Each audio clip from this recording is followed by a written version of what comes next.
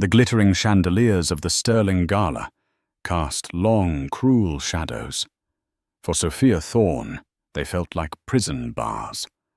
She was a ghost in a $10,000 dress, completely invisible to the titans of industry and social royalty who clinked baccarat crystal glasses around her.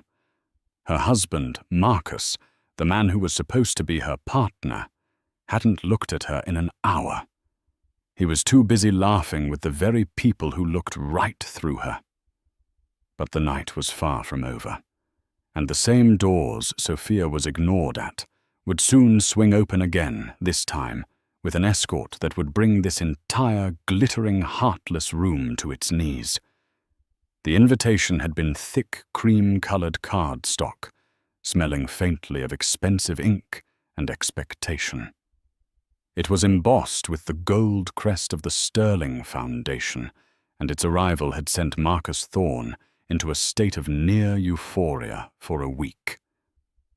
"This is it, Sophia," he'd said, smoothing his already immaculate Savile Row tie. "This isn't just a party.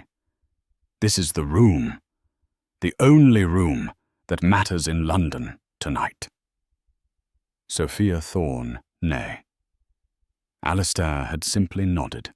She was tracing the complex lineage of a 14th century aqueduct on her laptop, her mind 1,000 miles away in the dusty archives of the past. "That's wonderful, dear. Wonderful," Marcus had scoffed, snatching the invitation from her desk. "Sophia Lord Ashworth will be there, the Vandermeer family, half the board of Barclays. This is the night we solidify the new fund." He looked at her, and for a fleeting moment his excitement was replaced by a familiar, weary calculation. "Please just try. Tonight. Try to look the part." "The part?" Sophia asked, her voice quiet. "You know." He waved vaguely. "Engaged, impressive. Don't just stand in the corner talking about dusty books. Wear the blue Chanel, not the grey thing you love." Now standing in that very room, the cavernous, echoing main hall of the Victoria and Albert Museum, rented out for this one exclusive night. Sophia felt the weight of that blue Chanel. It felt like a costume, a beautiful, suffocating lie. The party was a predator. It was a churning sea of old money and ruthless ambition, disguised by couture gowns and the polite orchestral swell of a string quartet. Men with reputations as sharp as razors discussed billion-pound mergers, while women with diamonds like ice chips appraised each other with carnivorous smiles. Marcus had abandoned her at the door. He was kissed on both cheeks by the hostess, Lady Genevieve Sterling, a woman whose skeletal frame was draped in emerald green Dior. Lady Sterling's eyes, bright and assessing, had flicked to Sophia. She didn't offer a hand. She didn't offer a name. She simply gave a tight, dismissive nod, as if acknowledging a piece of furniture, before turning her full, dazzling attention back to Marcus. "Marcus, darling, you look devastating. We must talk about the Hong Kong expansion." And just like that, he was gone, swallowed by a circle of laughing, champagne-sipping people who all possessed the same easy, brutal confidence. Sophia stood alone for what felt like an eternity. She was a small, quiet island in the middle of a raging social ocean. She tried to catch a waiter's eye for a simple glass of water, but they seemed to have been trained to see only the people who mattered.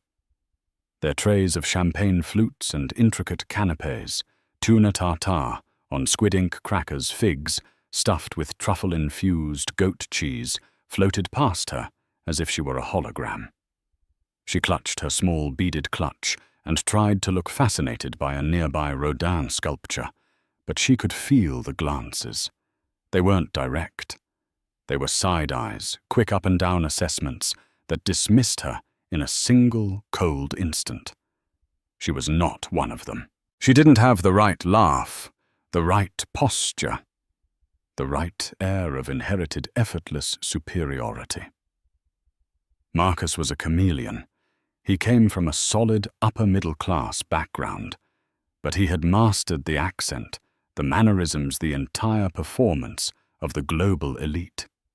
He was a partner at a private equity firm in Mayfair, Thorne and Associates, and he was brilliant. But his brilliance was secondary to his hunger. He wanted this. He wanted to be in this room, not just as a guest, but as a pillar. And Sophia, his quiet academic wife of 6 years, she was becoming increasingly aware a liability. She was the one hobby he couldn't explain to his new friends. "I believe you're in my light." Sophia flinched and turned. A woman with platinum blonde hair, swept into a severe chignon, was looking at her, not at her, but at the sculpture she was standing in front of. This was Beatrice van der Meer, an heiress to a Dutch shipping fortune, infamous in the pages of Tatler for her scathing wit and social ruthlessness. "Oh, I'm sorry," Sophia stammered, stepping aside. Beatrice didn't acknowledge the apology. She was posing for an invisible camera, angling her body to show off the waterfall of Cartier rubies at her throat. Her friend, a younger woman with a bored expression, giggled.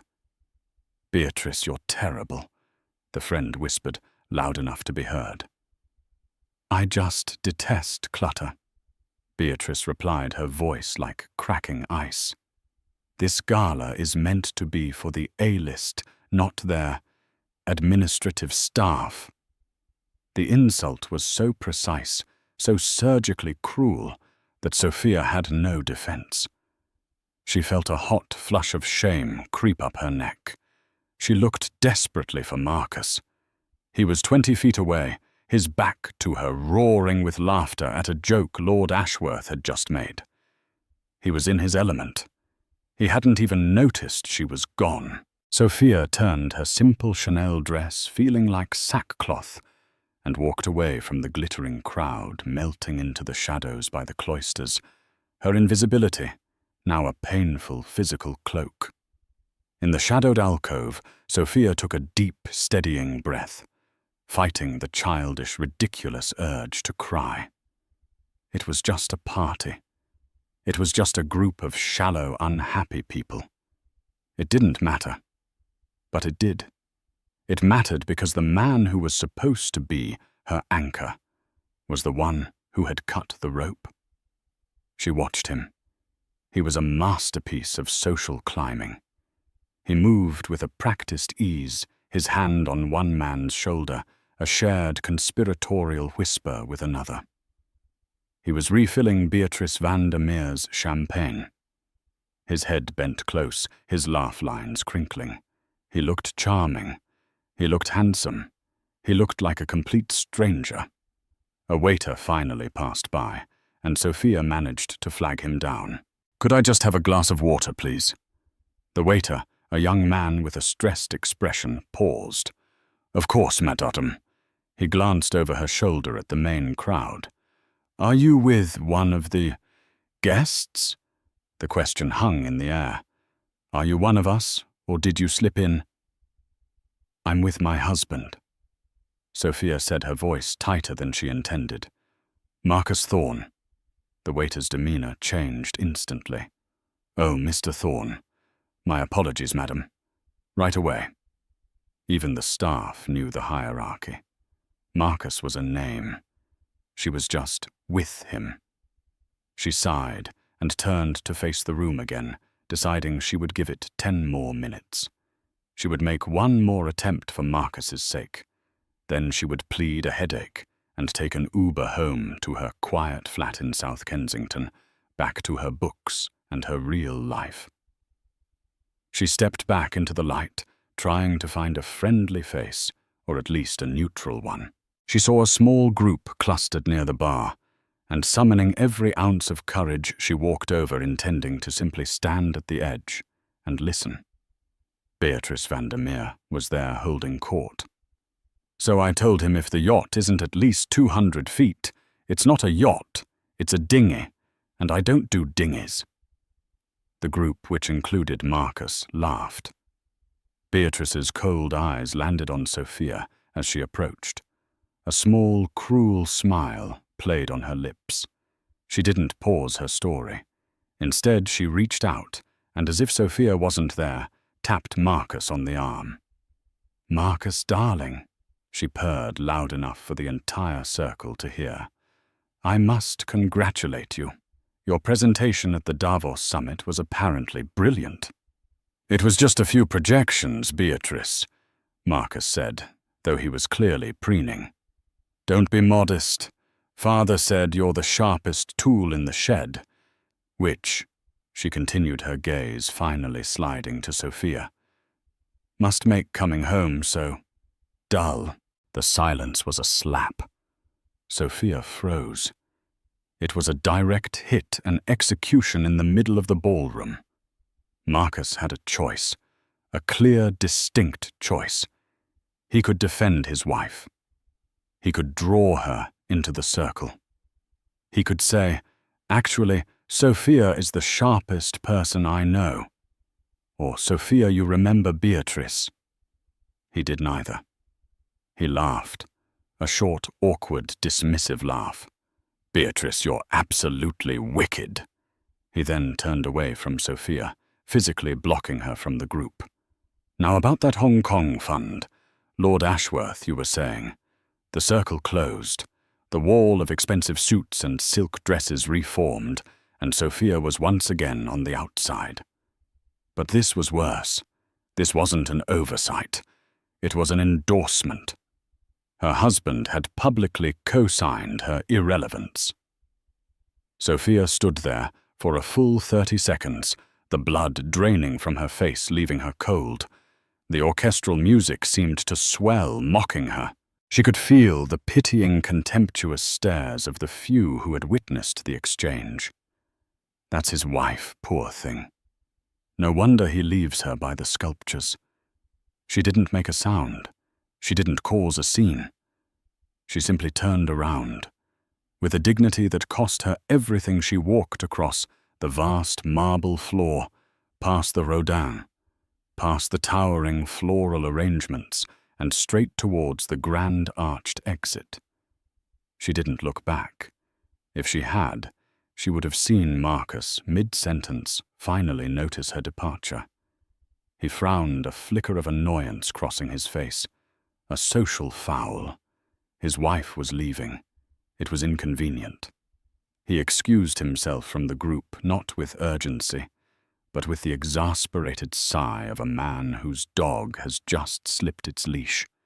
He caught up to her just as she was pushing through the heavy oak doors. "Sophia, what on earth are you doing? You can't just leave." She stopped her back to him. She looked at the uniformed doorman, who was studiously ignoring them. "I'm not feeling well, Marcus." "Not feeling well, Sophia. This is the most important night of my career. Beatrice was just about to introduce me to her father. You are being incredibly selfish." She turned to face him. Her face was pale, but her eyes were not sad. They were clear. They were flames. "She humiliated me, Marcus." "What, Beatrice? That's just how she is. It's a game. You're being too sensitive. You don't understand how these people work."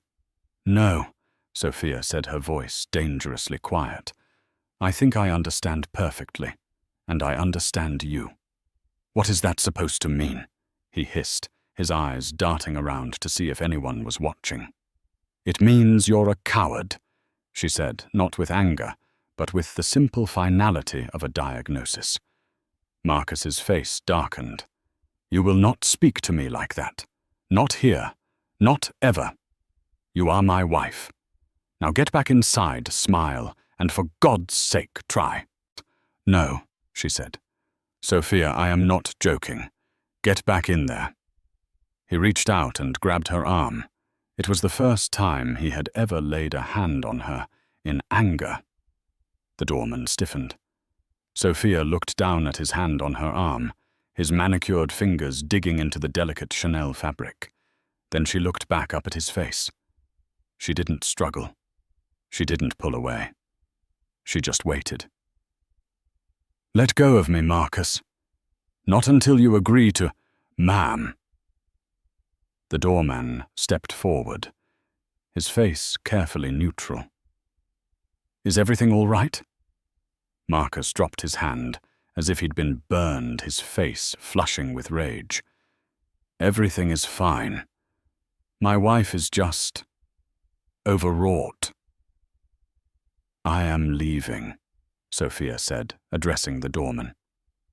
"Could you hail me a cab?" "Of course, madame." "A cab, a black cab." Marcus was apoplectic, his voice a strained whisper. "You will disgrace me. You will get in a car I call." "No, I won't," Sophia said. She stepped out into the cold, damp London air, leaving her husband standing in the doorway, sputtering in silent, humiliated fury. The November air was sharp, biting at Sophia's exposed shoulders. But it felt good. It felt real. It was a bracing slap of reality after the suffocating, perfume-choked atmosphere inside. The doorman was diligently trying to hail a cab on the busy Cromwell Road, but the street was a blur of traffic and flashing lights. Marcus was still vibrating with anger in the doorway, trapped between his need to control her and his fear of missing a crucial conversation inside. Sophia's phone, buried in her tiny clutch, buzzed. She pulled it out, expecting a furious text from Marcus. It wasn't. It was from a number she knew by heart, but one that wasn't saved in her contacts. It was an encrypted signal. "Sender AP security message car is 5 minutes out. Position compromised. Do you require extraction?" Sophia's thumb hovered over the screen. This was not part of the plan. The plan had been for her to stay in the shadows, just as she had for the last 5 years. "Reply negative. I am leaving the event. Proceed as planned. I will meet them at the rendezvous. Sender AP security, message negative, ma'am. Principal insists. The car is coming to you. ETA, 2 minutes. Sophia's blood ran cold. The principal. Here he never ever broke protocol. "Sophia." Marcus's voice was sharp. He had finally decided to follow her out his face a thundercloud. "Get in the Bentley. I'm having the driver bring it around. We are going home. Now." "I'm not going home with you, Marcus." "What did you say to me?" "I said," she repeated, turning to face him fully. "I'm not going home with you. We are married. You will do as I say. You've embarrassed me. Enough for one night." Sophia looked at him. Really looked at him. The handsome face she had fallen in love with 6 years ago was still there, but it was twisted by a kind of ugly, panicked pride. The man she'd married, the smart, funny, ambitious man, had been hollowed out and replaced by this terrified socialite. "You're embarrassed?" she asked, a genuine, sad curiosity in her voice. "You're embarrassed. Not ashamed, not apologetic, just embarrassed." "Ashamed of what?" "Ashamed that my wife can't handle a simple party. Ashamed that she takes offense to a bit of harmless ribbing. She called me your staff, Marcus, and you laughed. It was a joke, Sophia. God, you're being hysterical." A sleek black Audi A8, not a Bentley, pulled up to the curb, its tinted windows impossibly dark. It had no private hire license. It just appeared. A tall man in an immaculately tailored black suit with a small, clear earpiece stepped out of the passenger side. He didn't look at Marcus. His eyes, trained and assessing, found Sophia instantly. "Dr. Thorne," he said, his voice quiet, respectful. "We're running a bit behind schedule. My apologies for the delay." He opened the rear door. Sophia's breath caught. Dr. Thorne. No one had called her that in years, not since she'd published her dissertation. Marcus stared. "Who the hell is this? What is this? Is this some kind of joke? An Uber?" "Mr. Thorne," the security man said, his voice flat, his gaze shifting to Marcus for the first time. It was not a friendly gaze. "Please step away from the door." "I will not." "This is my wife, Sophia." "What is this?" "It's my car, Marcus." Sophia said, her voice surprisingly steady. "Your car." "We share a Bentley." "That is not our Bentley." "What did you do?" "Rent a car to what impress me, to spite me. This is pathetic." "Good night, Marcus," Sophia said. She made to step into the car. Marcus, in a final, desperate act of control, grabbed her arm again. "You are not leaving." In less than a second, the security man moved.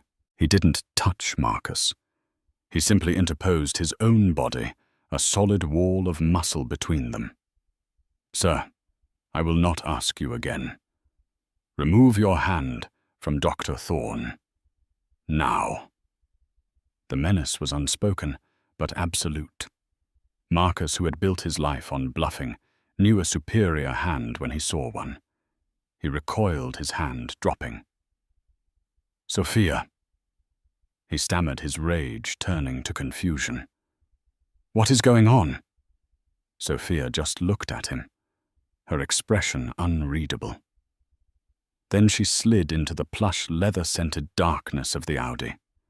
The security man closed the door with a solid, definitive thud. He got back in the passenger seat.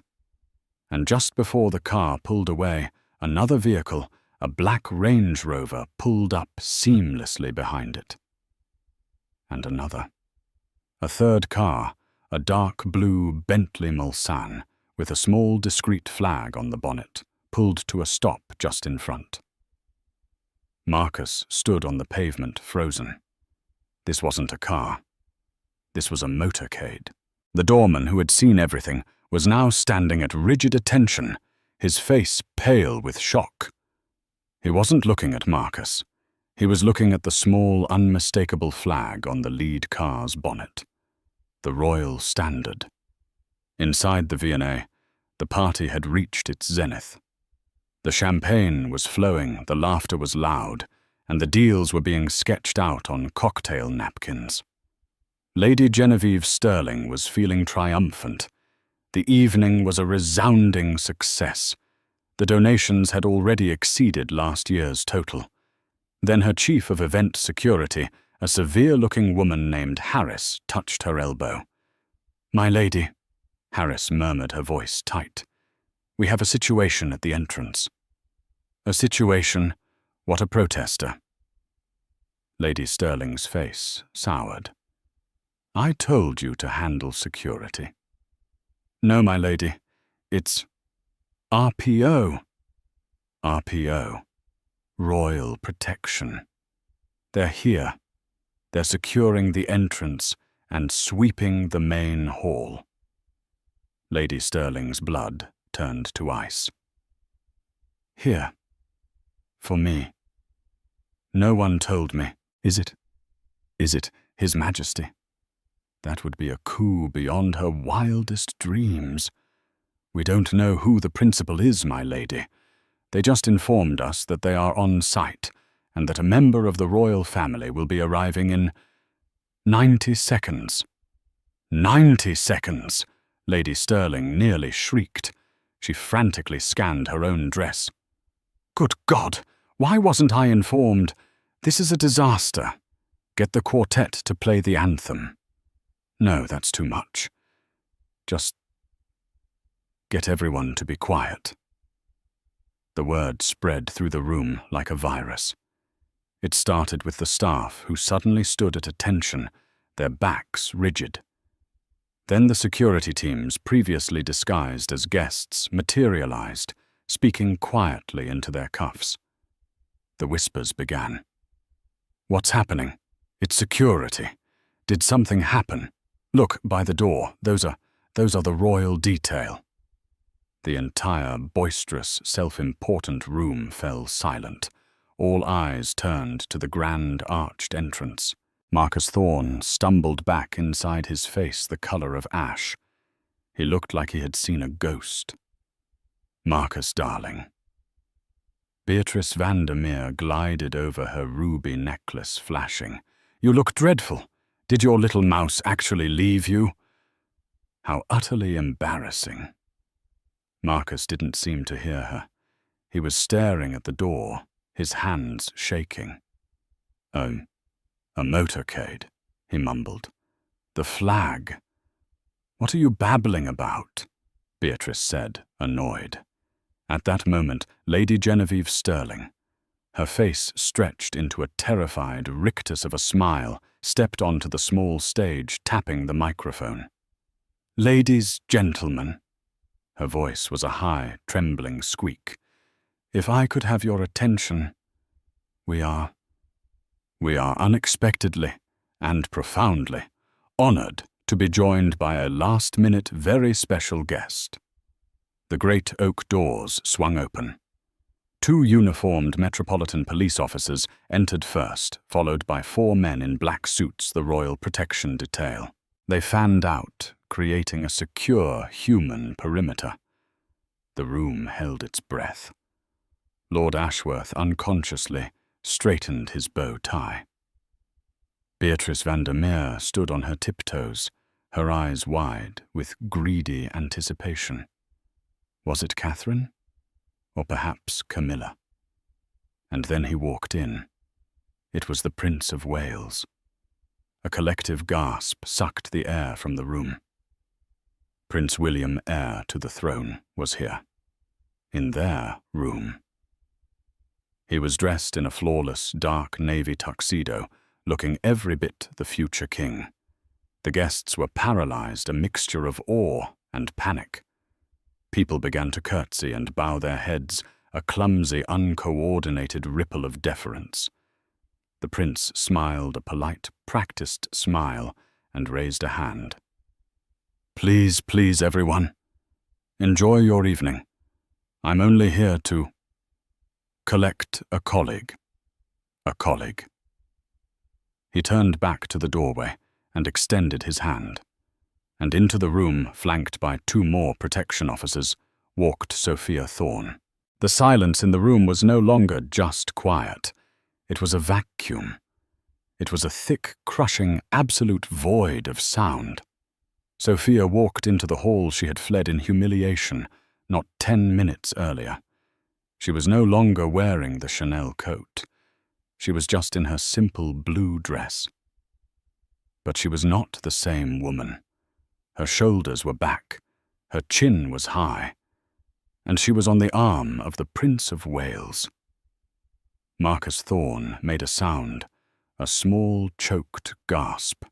His champagne glass slipped from his fingers and shattered on the marble floor. The sound was obscenely loud in the silence.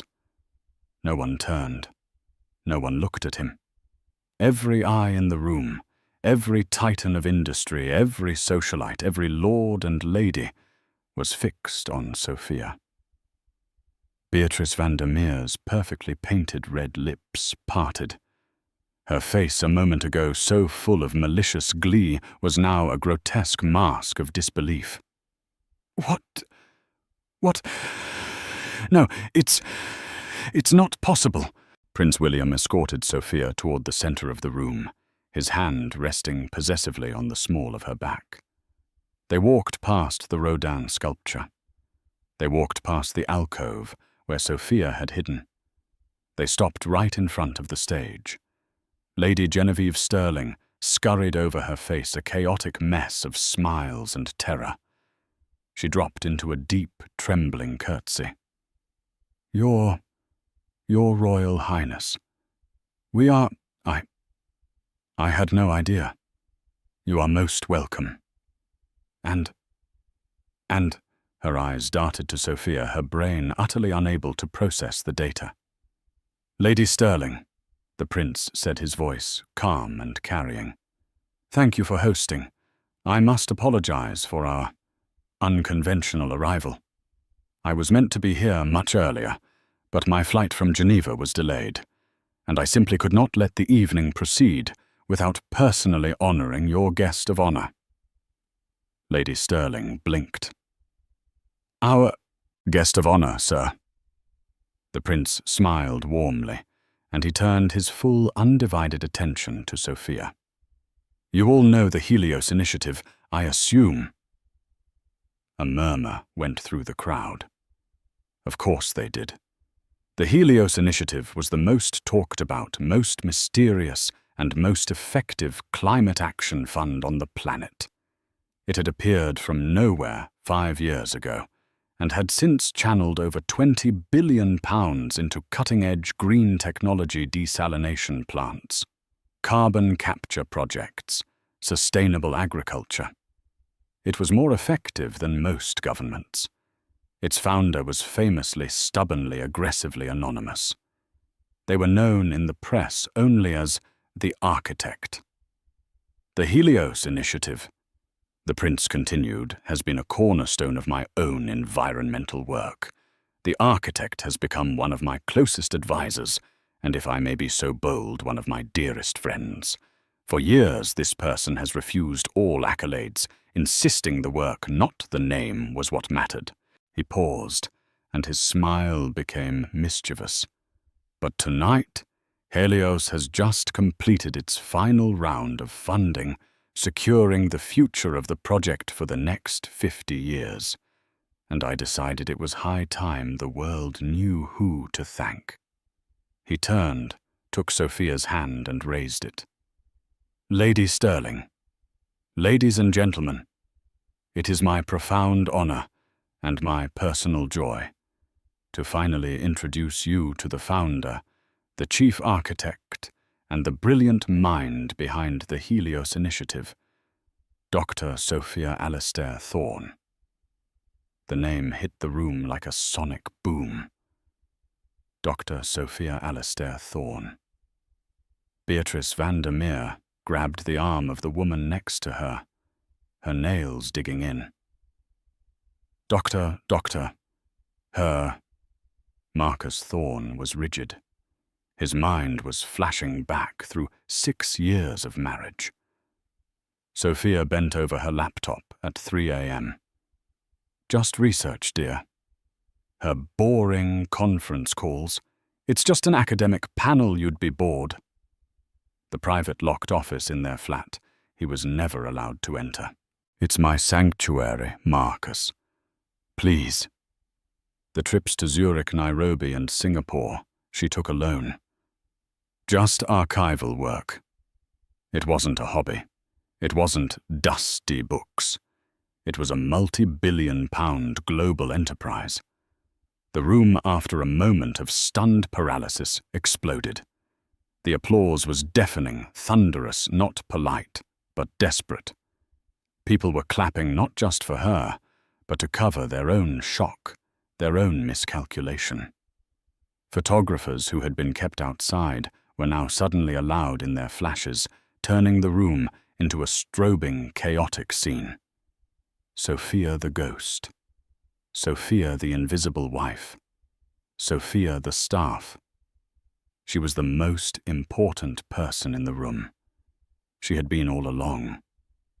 While the room swarmed, Marcus remained a statue in a puddle of spilled champagne. The world had just tilted on its axis. The woman he had dismissed as a social liability, the woman he had just grabbed and insulted, was this. Dr. Sophia Thorne. He watched numb as Lord Ashworth, the man Marcus had been grovelling to all night, pushed his way to the front. Dr. Thorne, astonishing, simply astonishing. I sit on the board of BP. We must talk about your carbon capture tech. We'd be prepared to offer. Dr. Thorne, a baroness from a rival bank, shoved him aside. Your desalination project in Kenya. We want to fund the next phase. Sophia handled it with a grace that terrified Marcus. She wasn't flustered. She was serene. She smiled, nodded, and shook hands, directing them to a quiet, poised woman Marcus hadn't noticed before, who had entered with the royal party. This is Anya, my chief of staff. She's handling all inquiries tonight. The prince stood by her side, a guardian. He was beaming with genuine pride. And then Marcus saw her. Beatrice Vandermeer. She was trying to flee. Her face was a mask of pure, unadulterated horror. She understood perhaps better than anyone the magnitude of her social suicide. She had just insulted to her face the woman who was a personal friend of the Prince of Wales. She had called the founder of the Helios Initiative staff. A reporter from the Telegraph, smelling blood, intercepted her before she could reach the door. Ms. Vandermeer, you were seen speaking with Dr. Thorne earlier tonight. What are your impressions of her work?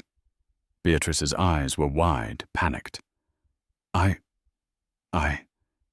She's wonderful. A true visionary. A dear friend.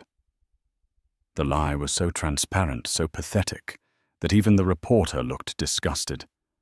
But Marcus's eyes were drawn back to his wife, Sophia.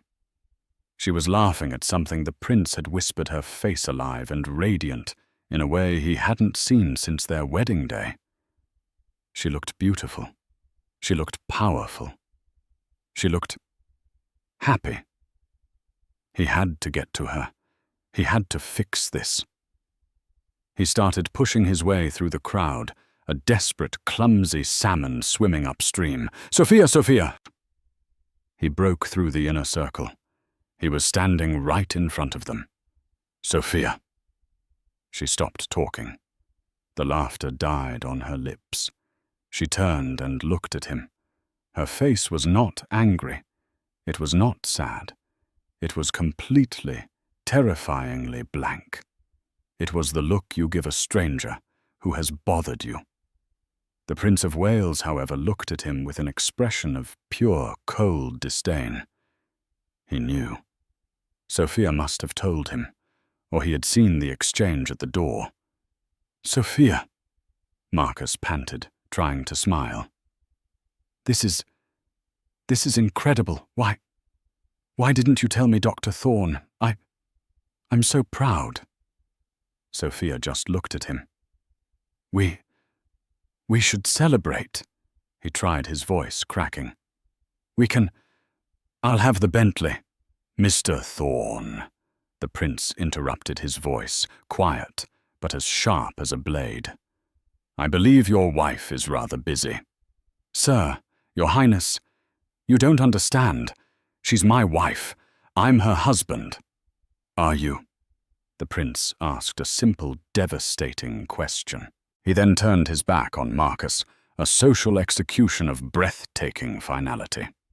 Sophia, I believe the delegation from the Norwegian Sovereign Fund is waiting for us in the private salon. Shall we? Of course, your highness, Sophia said. She turned and walked away with the prince, her chief of staff, and her security detail. She didn't look back. She didn't say his name. Marcus was left alone. Again. But this time, he wasn't invisible. He was the center of attention. Every eye in the room was on him. They were not looking at him with awe or even pity. They were looking at him with utter, undisguised contempt. He was the man who had the sun in his hands and had complained that it wasn't shiny enough. He was the fool who had ignored the most important person in the world, for them. And in doing so, he had shown them all exactly what he was, a hollow, grasping, second-rate man who wouldn't recognize true power if he was married to it. Lady Genevieve Stirling, her face now a mask of cold fury at having been so badly misinformed, glided past him. "Mr. Thorne," she hissed, "I think you've overstayed your welcome." He had been dismissed. From the party, from the fund, from his entire life. The private salon was the V&A's boardroom, a space that had been quietly secured by Sophia's own team an hour before. The mood here was electric, but in a different way. There was no fawning, no social preening. It was all business. Seated around the long mahogany table were the people who actually ran the world. Not the socialites like Beatrice, but the ministers of finance, the heads of sovereign wealth funds, and the CEOs of global tech firms. "Sophia, thank God," said a man with a distinct Norwegian accent, standing as she entered. "These preliminary numbers on the tidal generators are, well, they're revolutionary." "William, good to see you," Sophia said, nodding to the prince the formality of "Your Highness," gone now that they were in private. "I'm sorry I had to do that," he said, accepting a glass of water from Anya.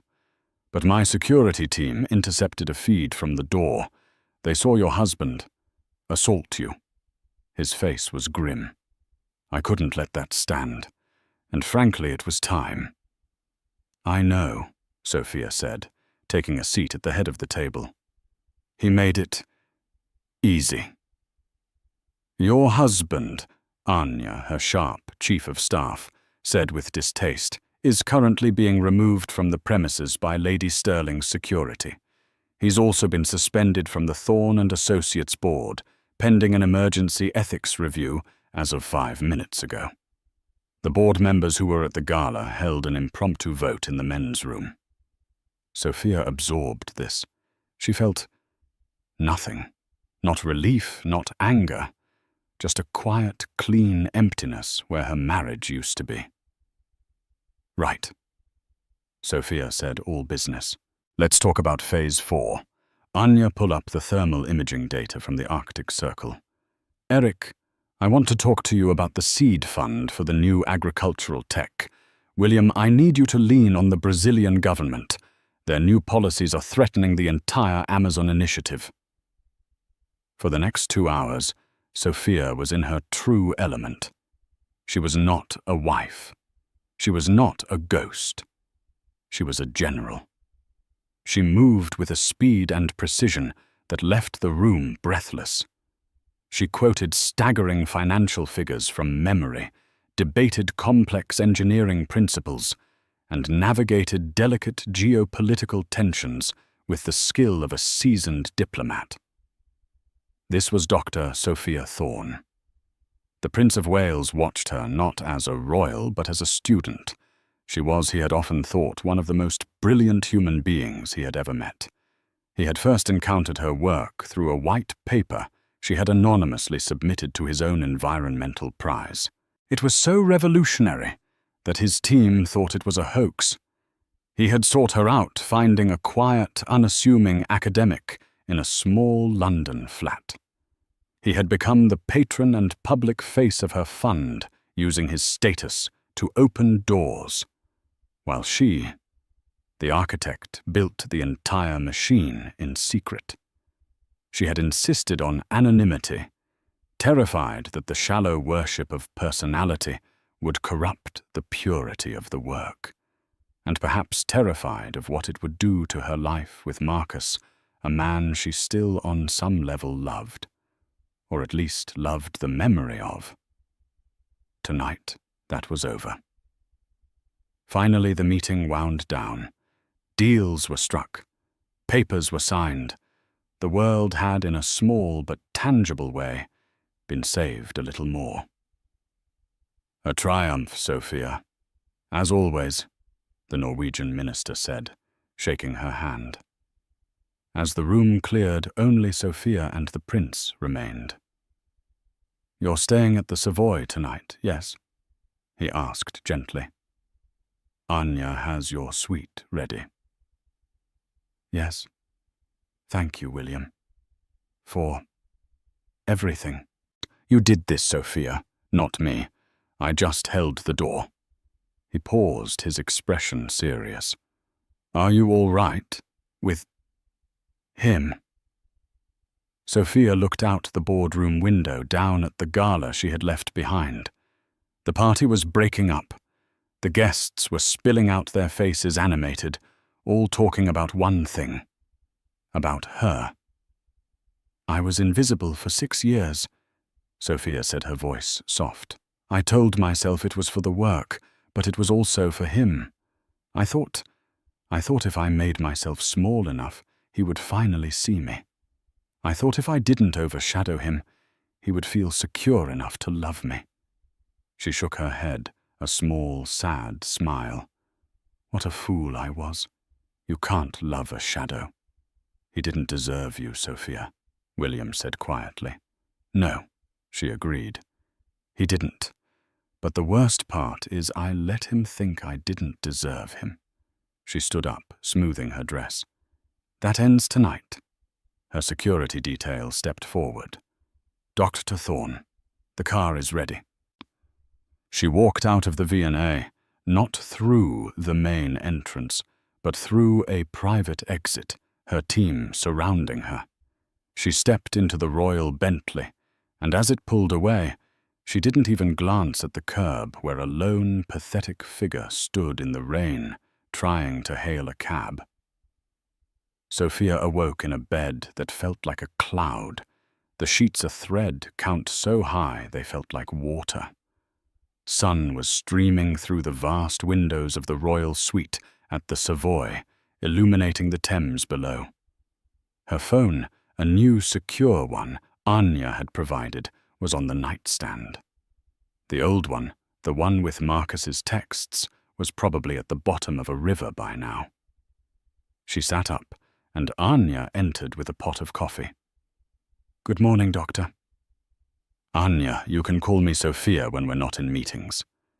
Respectfully, Doctor, I don't think that's possible anymore, Anya said, a rare, wide smile on her face. You should see this. She handed Sophia an iPad.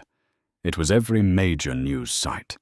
The Times, The Telegraph, Forbes, The Wall Street Journal, The New York Times. She was the lead story. Forbes, The Ghost of Helios. How Dr. Sophia Thorne anonymously built a $20 billion green empire.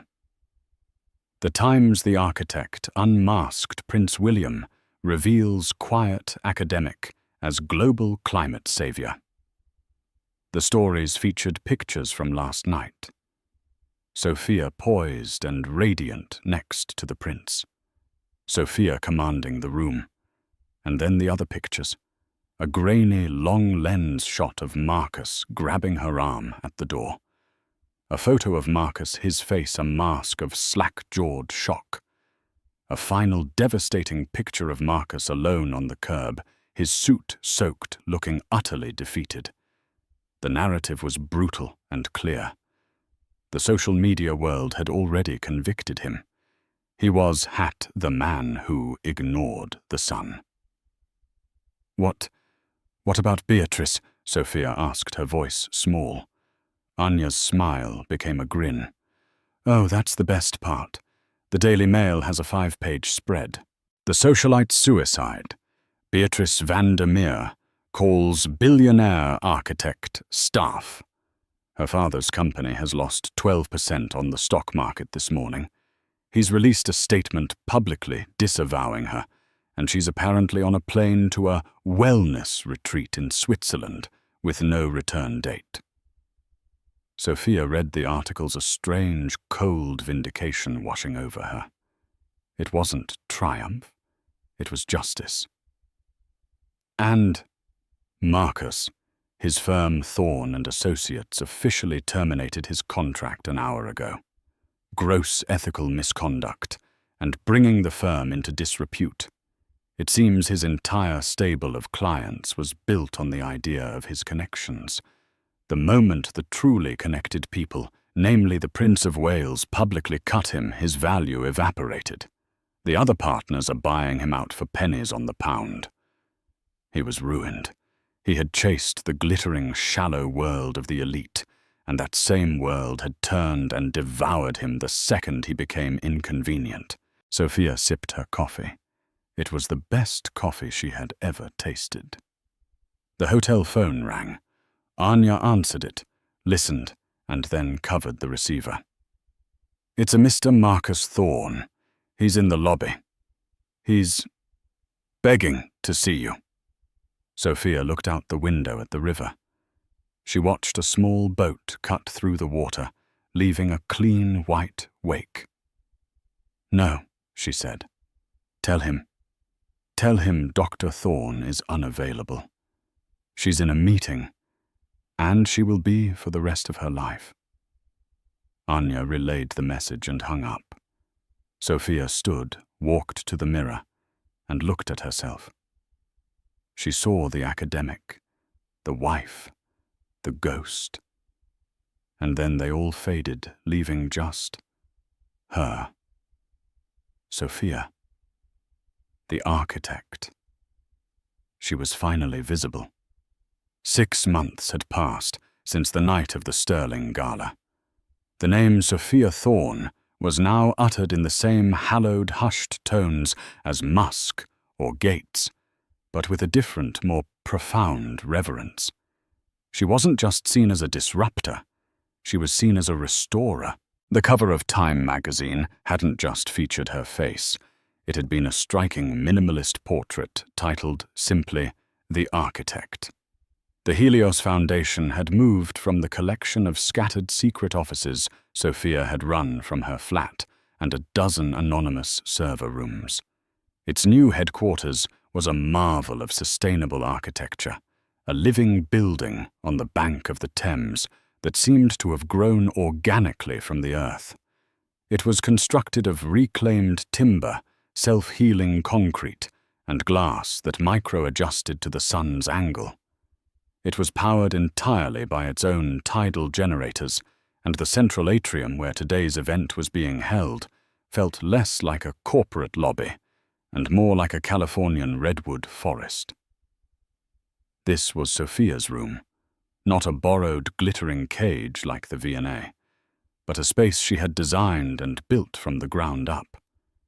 Here the air smelled of damp earth, new ideas, and fresh coffee. The only currency was intellect, and the only social hierarchy was based on the boldness of one's solutions. The divorce had been finalized in record time. Marcus, stripped of his partnership, and his reputation, had hired a famously aggressive legal team to try and claim half of the Helios Initiative's assets. The judge, a stern, no-nonsense woman named Justice Alistair.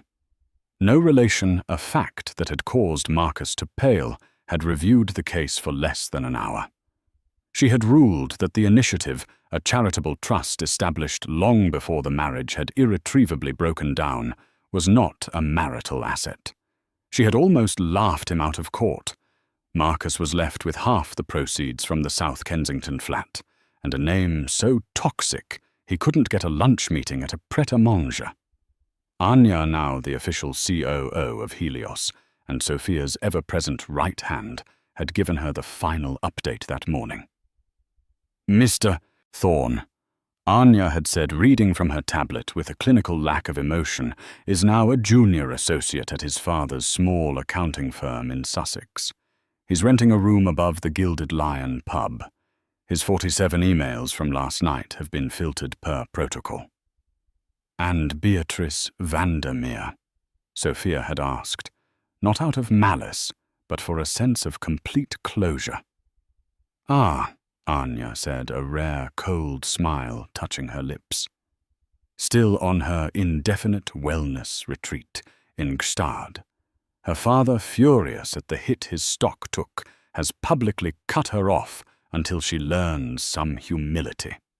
We've received reports she's been quietly selling her jewelry, including that Cartier ruby necklace to pay her hotel bills." The predators of the social jungle had turned on their own. But Sophia's mind was not on the past. It was on the present. Today the vast, sun-drenched atrium was filled not with cynical billionaires and preening socialites, but with over 200 of the brightest young minds in Europe. They were engineers, biologists, physicists, and computer scientists.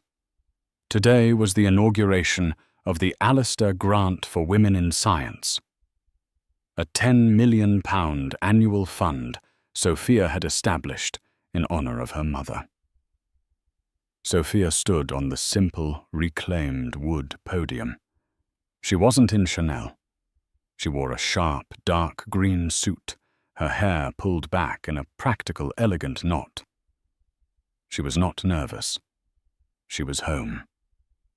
For too long, she said, her voice clear and carrying, resonating with a natural authority, the brightest ideas have been left in the shadows.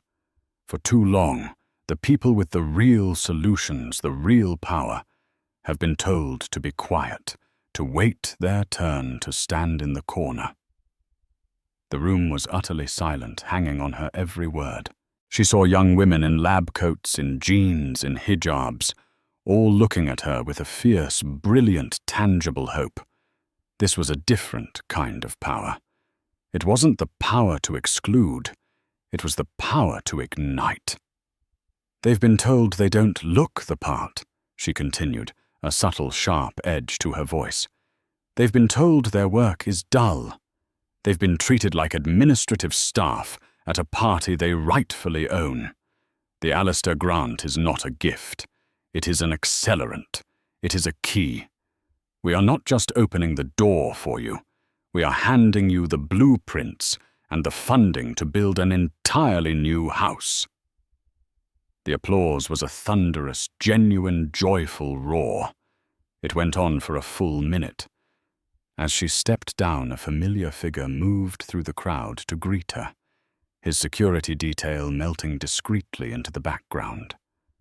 Sophia, Prince William said, kissing her on both cheeks, a gesture of true, uncomplicated friendship. That was magnificent.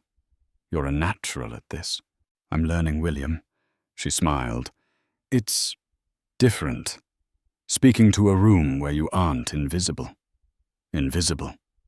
He laughed, a warm, genuine sound. My dear, I think you're the only person anyone sees anymore. The initiative's carbon capture project. You've done more in 6 months than my family has in 60 years. We're a team, she countered, a callback to their first meeting in the V&A boardroom. A very good one, he agreed.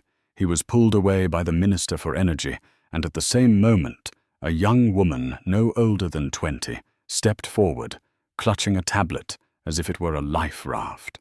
Her eyes were wide, shining with unshed tears. Dr. Thorne, I'm Amara Hussein. I'm the first recipient. The grant for my work in microbial desalination. Sophia's entire focus snapped to the young woman, her expression shifting from social grace to laser-like intensity. Amara? Yes, of course. I read your paper. It's revolutionary. You read it. Amara was floored, her voice a squeak. Twice, Sophia said. Your methodology for stabilizing the enzyme cascade. It's the missing link for our project in the Horn of Africa. My team was stuck on it. I was stuck on it. I wanted to say thank you. Amara stammered, her composure breaking. I've been working on this in my university's basement. My professors told me it was too ambitious. They told me to focus on my graded work. You have no idea what this means. You've changed my life. Sophia looked at this brilliant, intense, overwhelmed young woman and saw a perfect, painful reflection of her old self, brilliant, hungry, and just on the edge of being silenced by a world that valued decorum over discovery. She put a hand on Amara's shoulder, her grip firm and grounding. No, Amara," Sophia said, her voice quiet, but ringing with absolute conviction. "You are going to change the world.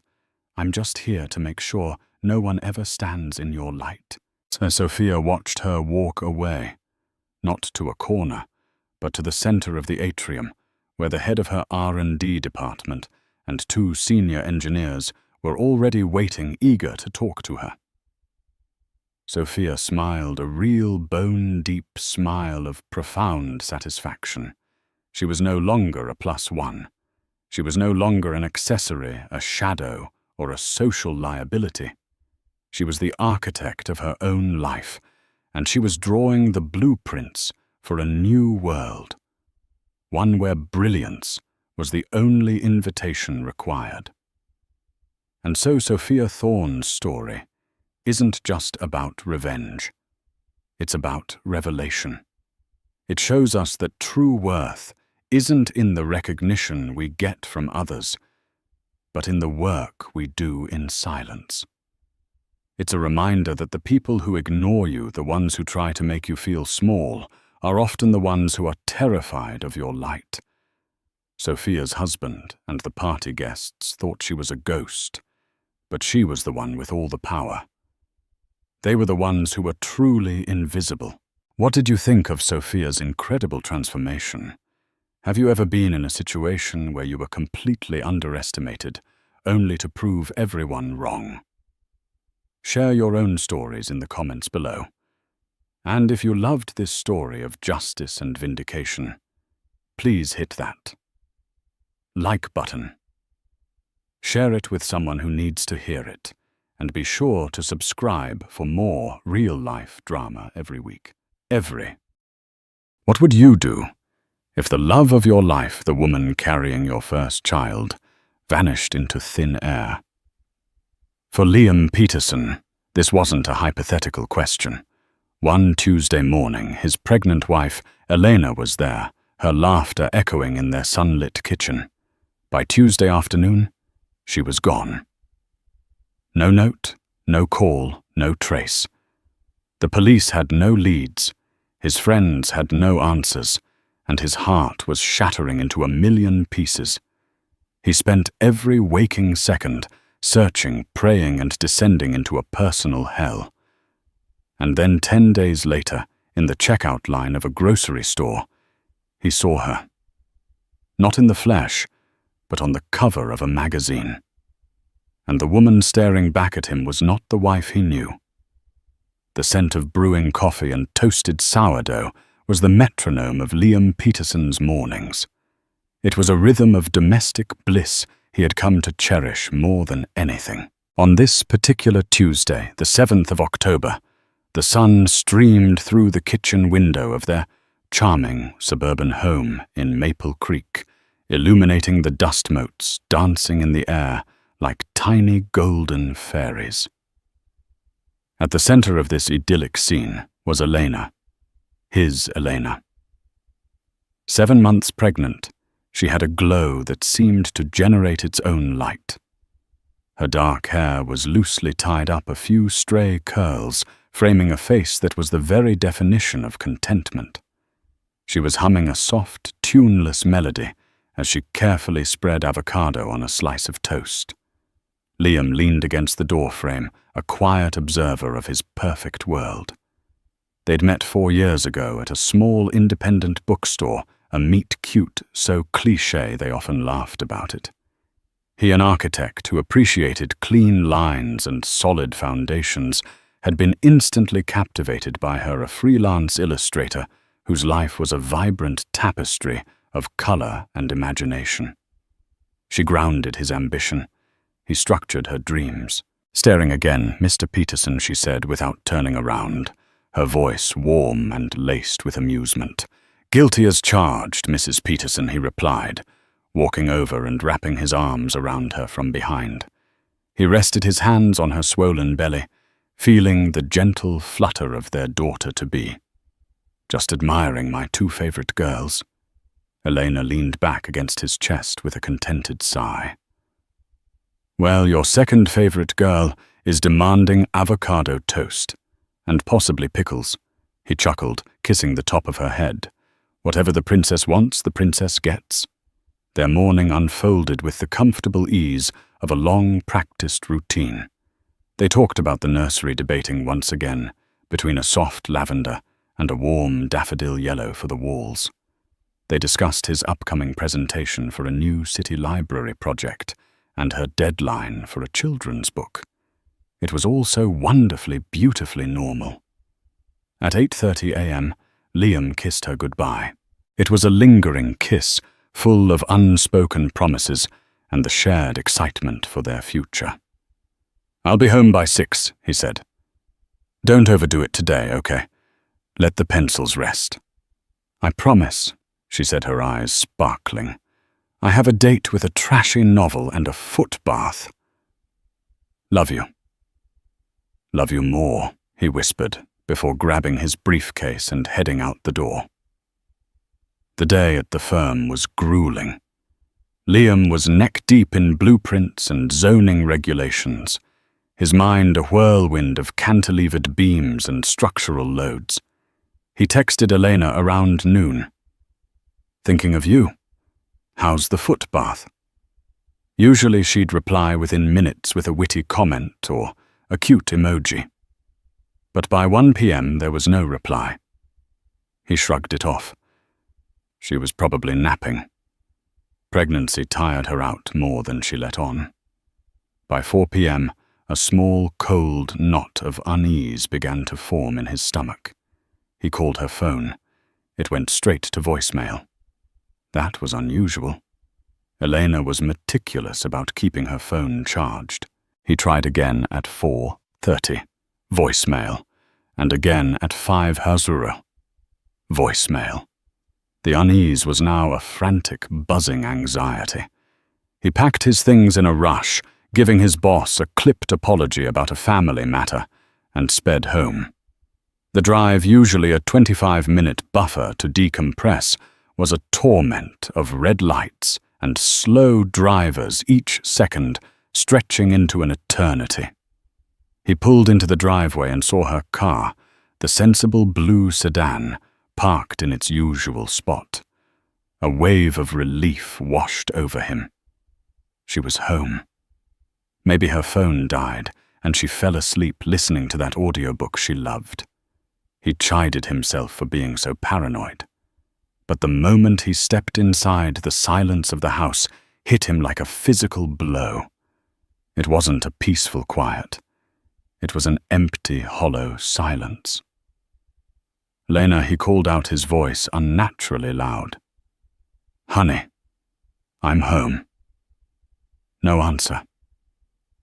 He walked through the house. In the kitchen, her half-eaten slice of avocado toast sat on the counter, now brown and unappetizing. A mug of tea, cold to the touch, was beside it. In the living room, a novel lay face down on the sofa, its spine creased at page 47. The bath upstairs was dry. The bed was perfectly made.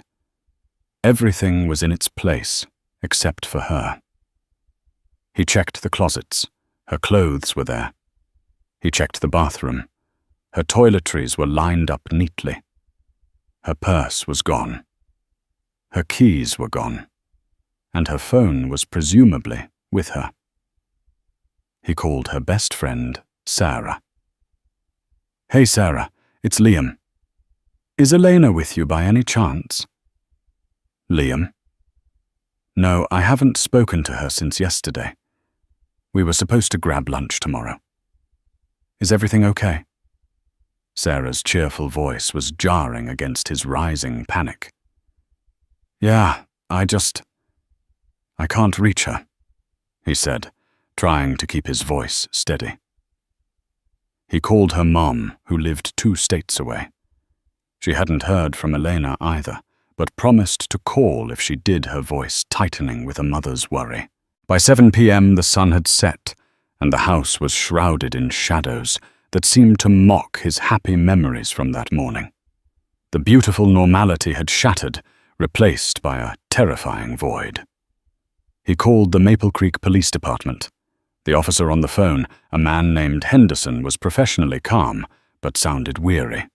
He took down the details. Yes, she was 28. Yes, 7 months pregnant. No history of mental illness. No, they hadn't had a fight. The conversation had been perfect. Their life was perfect. As Liam said the words, they tasted like ash in his mouth. "Sir, it's only been a few hours," Officer Henderson said. "It's common for people to be out of touch for a bit. She might have gone to the mall and her phone died. We can't officially file a missing person report until 24 hours have passed." "But she's pregnant." Liam's voice cracked, the control he was clinging to finally snapping. "She wouldn't just disappear. Something is wrong." The officer's platitudes about staying calm and waiting were meaningless noise. Liam hung up the phone, his hand trembling. He stood in the center of their living room, surrounded by the life they had built together, the photos on the mantel, the lopsided clay pot he'd made in a pottery class. She'd dragged him to the soft throw blanket on the armchair where she loved to read. Every object was a testament to her presence, and every object screamed of her absence. He spent the night sitting on the sofa, staring at the front door, willing it to open. He didn't sleep. He just waited, listening to the deafening silence, while the perfect world he'd woken up in that morning crumbled around him.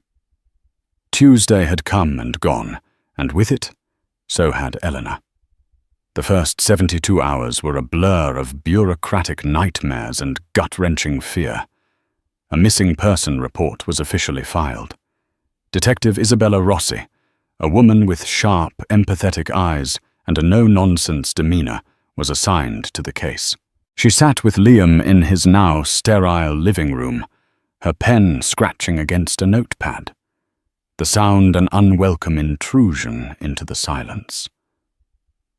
"Mr. Peterson," she began, her voice gentle but firm. "I need you to tell me everything. Does Elena have any ex-boyfriends who might be unstable? Any family disputes? Financial troubles? Any secrets she might have kept from you?" Liam shook his head, his mind feeling like a fog. "No. Nothing. We were happy. Her parents passed away when she was young. She was raised by an aunt who died a few years ago. She has no other family that I know of. No exes to speak of. Our finances are fine. We have no secrets." Detective Rossi's gaze lingered on him for a moment, an unreadable expression on her face. "In my experience, Mr. Peterson, everyone has secrets." The words stung. He and Elena prided themselves on their honesty. They were a team, a partnership built on a foundation of trust. The idea that she could have a secret life was not just unbelievable, it was a betrayal of everything he thought they had. The police did their due diligence. They put out an alert, checked local hospitals and morgues, a word that made Liam physically ill, and began tracking her credit card and phone activity. The results were maddening. Her credit card hadn't been used since she bought groceries, 2 days before she disappeared. Her phone's last ping was near their house at 9:15 a.m. on Tuesday, right after he'd left for work. Then it had been turned off. It was as if she had simply stepped out of her life and vanished from the face of the earth. Liam's friend Mark became his anchor. He brought over food that Liam didn't eat, sat with him in silence when he couldn't speak, and fielded the endless calls from concerned friends. "We'll find her, man," Mark would say, clapping him on the shoulder. "She's a smart woman. There has to be a simple explanation." But as the days bled into one another, the hope for a simple explanation faded, replaced by a dark, creeping dread. Liam couldn't work. He couldn't sleep. He spent his hours pacing the house, calling Elena's voicemail, just to hear her voice, the cheerful recording a cruel mockery of his reality. He printed out flyers with her smiling face and plastered them all over town, his hands shaking as he taped her image to telephone poles and coffee shop windows. The woman on the flyer looked happy, carefree. She was a stranger to the hollowed-out man he was becoming. By day 5, Liam felt he was losing his mind. The police had nothing new. The news cycle had already moved on. He was alone with his grief and the million unanswered questions. He decided he had to do something, anything other than wait. He began his own investigation, tearing their house apart in a desperate search for a clue, a hint, anything he might have missed. He started in the attic, a space filled with forgotten holiday decorations and sentimental junk. After hours of sifting through dusty boxes, he found it. Tucked away in the corner beneath a stack of old college textbooks was a small, locked wooden box. He didn't recognize it. It was old, made of dark cherry wood, with an intricate silver latch. His heart hammered against his ribs. He took it downstairs, and with a screwdriver from his toolbox, pried the lock open. The contents stole the air from his lungs. Inside, nestled on a bed of faded velvet, was a collection of items that made no sense. There was a stack of letters, tied with a silk ribbon, written in a spidery script he didn't recognize. There was a heavy, ornate silver locket, but when he opened it, it was empty. And underneath it all, there was a passport. It wasn't Elena's. The photo showed a younger version of his wife, maybe 16 or 17.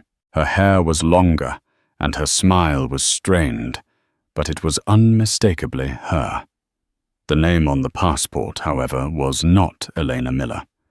It was Camilla Sinclair. Liam stared at the name, his mind refusing to process it. Camilla Sinclair. Who was Camilla Sinclair? He fumbled through the passport. Place of birth, Greenwich, Connecticut. He'd always believed she was from a small town in Oregon, like she'd told him. It was part of her charm, the small-town girl who'd made a new life for herself. His hands shaking, he picked up the letters. They were all addressed to Camilla and signed by someone named Carmen. The letters spoke of a life of unimaginable wealth and suffocating expectations. They mentioned galas, charity balls, and business trips to Zurich. One line leaped out at him. "I know you had to leave, Ellie. Father is becoming more unbearable than ever. He's furious, of course. He says you've disgraced the Sinclair name, but I think you're the bravest person I know. Please be safe out there." Father. Disgraced the Sinclair name. A wave of vertigo washed over Liam. He slumped into a chair, the passport and letters spread out on the table before him. Elena Miller, the freelance illustrator, the woman who loved farmers' markets and hiking trails, who claimed to have no family, was a lie. Her name was Camilla Sinclair, and she had run away from a life of privilege, from a controlling father, from a world he knew nothing about. Detective Rossi's words echoed in his head. Everyone has secrets. He had been married to a ghost, a carefully constructed identity. The woman he loved, the woman carrying his child, was a complete stranger. The foundation of his entire world, the bedrock of his love and trust, had just been pulverized into dust. The question shifted. It was no longer just, "Where is she?" It was now, and more terrifyingly, "Who is she?" And was her past the reason she was gone? Had this life she'd run from finally caught up with her? The fear for her safety was now compounded by a chilling sense of betrayal. He looked at the photo on their mantelpiece, the two of them on their wedding day, beaming. Had she been Camilla Sinclair then? Was any of it real? He felt a cold, hard anger beginning to bloom in the pit of his stomach, an anger at her for her deception, and an even greater terror for what that deception might have cost them. The discovery of the wooden box plunged Liam into a new dimension of hell. For 10 days he had been grieving a lost wife. Now he was grappling with the ghost of a woman he had never truly known. He didn't tell the police about the box, not yet. How could he? How could he explain that the woman they were searching for, Elena Miller, didn't technically exist? He felt like a fool, a man duped by the most elaborate and intimate of lies. His waking hours were now consumed by a frantic, obsessive search for Camilla Sinclair. He typed the name into his search engine, and the world that opened up on his screen was staggering. Sinclair. The name wasn't just a name. It was a brand, an empire. Sinclair Global, a multi-billion-dollar conglomerate with interests in shipping technology and real estate. The articles were endless, painting a portrait of one of America's most powerful and reclusive families, and at its head was the patriarch Alistair Sinclair, a man whose face, even in corporate headshots, was a mask of cold, ruthless ambition. Then he found her. There were older articles, society pages from years ago featuring a teenage Camilla Sinclair at charity events, standing stiffly beside her father. In every photo, she had the same strained smile he'd seen in the passport picture. The articles described her as the elusive Sinclair heiress. And then, about 8 years ago, she had simply dropped off the society pages. There was speculation of her studying abroad, of a falling out with her family. But then nothing.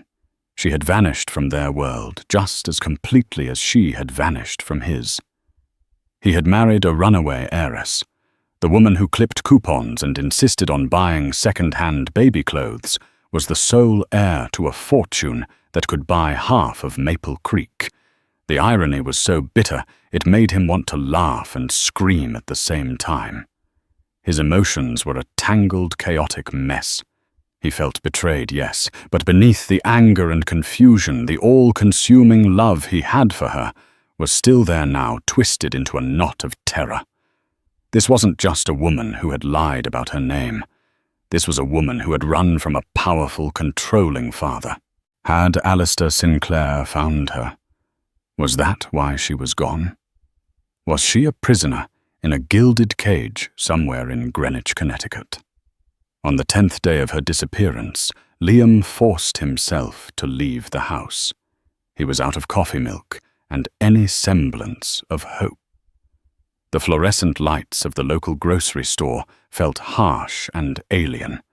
He moved through the aisles like a zombie, grabbing items without seeing them. It was at the checkout counter, while waiting behind a woman meticulously counting out coupons, that his world stopped for the second time in as many weeks. His eyes drifted to the magazine rack. It was a sea of celebrity gossip and home design glosses. But one cover stood out, its bold, stark lettering demanding attention. It was the latest issue of Forbes, and on the cover was a face he knew better than his own. It was Elena, but it wasn't. The woman on the cover was an ice queen. Her dark hair was styled in a severe, elegant chignon. She wore a tailored power suit of navy blue that screamed money and authority. Her makeup was flawless, her expression imperious and cold. The soft, laughing eyes he loved were now hard, calculating chips of obsidian. She looked directly into the camera, and there was not a trace of the warm, gentle illustrator he had married. She was every inch the powerful, corporate titan. She was Camilla Sinclair. Liam's breath hitched in his throat. His heart felt like it had been dropped from a great height. He fumbled for the magazine, his hands trembling so badly he could barely grasp it. The headline in bold yellow font read, "The Prodigal Daughter Returns. Camilla Sinclair takes the helm at Sinclair. Global, after father's sudden retirement." He read the words over and over, but they wouldn't compute. Sudden retirement. takes the helm. He scanned the subheadline.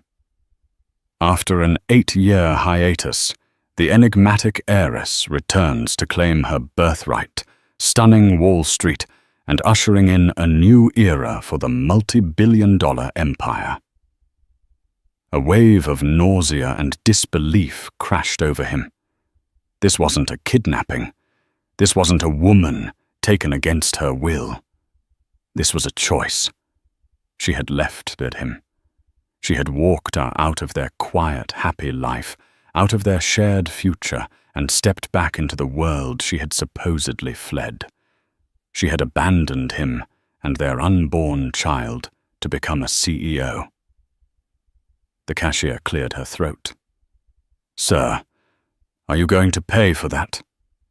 Liam stared at her blankly, the magazine clutched in his white-knuckled fist. He threw a $20 bill on the counter, not waiting for the change, and stumbled out of the store, the automatic doors sliding open to a world that was now irrevocably different. He sat in his car in the parking lot, the magazine open on the passenger seat.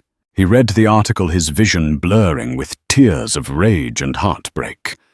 The article was a masterpiece of corporate PR. It spoke of Alistair Sinclair's health issues, forcing a sudden departure. It quoted Camilla in crisp, impersonal sound bites about honoring her father's legacy and steering the company into the future. There was no mention of a husband, no mention of a pregnancy. The Camilla Sinclair on those glossy pages was a woman unburdened by a past in Maple Creek. The loving wife, the excited mother-to-be, the trashy novels, the footbaths. It was all a lie. A game. A role she had been playing for 4 years. Had she grown tired of playing the part of a normal person? Had the allure of power and wealth been too strong to resist? The love he felt for her curdled into a raw, agonizing poison. The grief for a missing person was clean compared to this. This was a profound, soul-deep betrayal. She hadn't been taken from him. She had left him. Willingly, without a word, without a single glance back. He drove home, the image of her cold, powerful face on the magazine cover burned into his mind. He walked into the nursery they had been planning, with its half-assembled crib and stack of baby books. The daffodil yellow paint samples on the wall seemed to mock him. He had been building a foundation for a family, while she had been waiting for the right time to detonate it. He collapsed onto the floor, the magazine falling open beside him. He wasn't just a husband searching for his missing wife anymore. He was a man whose entire reality had been a fraud, whose future had been stolen by a woman who was a stranger. And as he stared at the face of Camilla Sinclair, a new feeling began to crystallize through the pain, a cold, hard resolve. He wasn't going to let this go. He deserved answers. And more importantly, his unborn daughter deserved to know why her mother had chosen a boardroom over her. He was going to find her, not to bring her home, but to confront the woman on the cover of the magazine. He was going to confront Camilla Sinclair. The next 48 hours were a maelstrom of calculated action, fueled by a toxic cocktail of fury and heartbreak. The image of Camilla Sinclair on the cover of Forbes was a constant, searing presence in Liam's mind. He cancelled Elena's missing person report. The conversation with Detective Rossi was brief and excruciating. "You've found her." Rossi's voice was sharp with professional interest. You could say that Liam replied, his own voice hollow. "She's fine."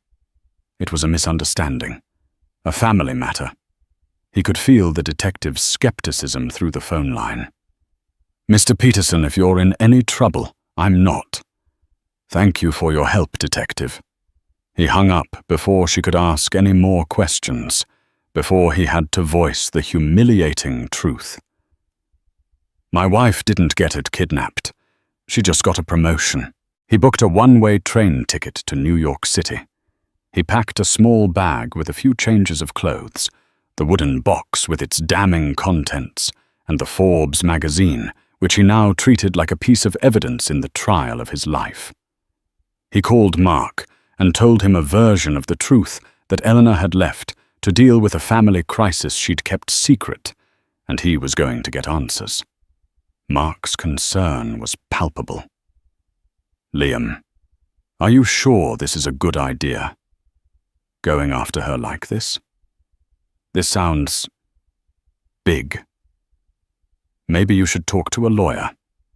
I'm not looking for a legal battle." "Mark," Liam said, his jaw tight. "I'm looking for my wife. Or whoever she is. I need to look her in the eye and ask her why." The train ride was a long, lonely journey through the fading autumn landscapes.